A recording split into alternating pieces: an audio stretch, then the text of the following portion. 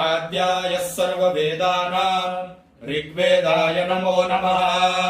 ॐ इदं विष्णुर्विष्णुरिदमिदं विष्णुर्विष्णुरिदमिदं विष्णुर्विष्णुर्विचक्रमे चक्रमे विष्णुर्विष्णुर्विचक्रमे विचक्रमे चक्रमे विचक्रमे त्रेधा त्रेधा चक्रमे विचक्रमे त्रेधा चक्रमे त्रेधा त्रेधा चक्रमे चक्रमे त्रेधानि नित्रेधा चक्रमे चक्रमे त्रेधानि त्रेधानि नित्रेधा त्रेधानि दधे दधे नित्रेधा त्रेधानि दधे निदधे दधे निदधे पदं पदं दधे निदधे पदं दधे पदं पदं दधे दधे पदं पदमिति पदं समोढमस्यास्य समोढं समोढमस्य वांसुरे वांसुरे स्यास्य समोढं समोढमस्य वांसुरे समोढमिति समोढम् अस्य वांसुरे वांसुरे स्यास्य वांसुरे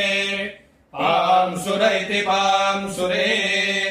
ॐ इदं विष्णुर्विचक्रमे त्रेधानि दधे पदम् समोढमस्य वांसुरे।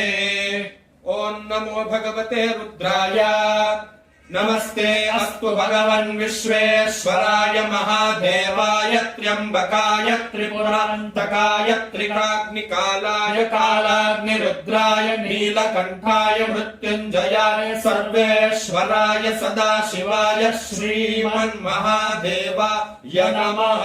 नमः पार्वती पतये।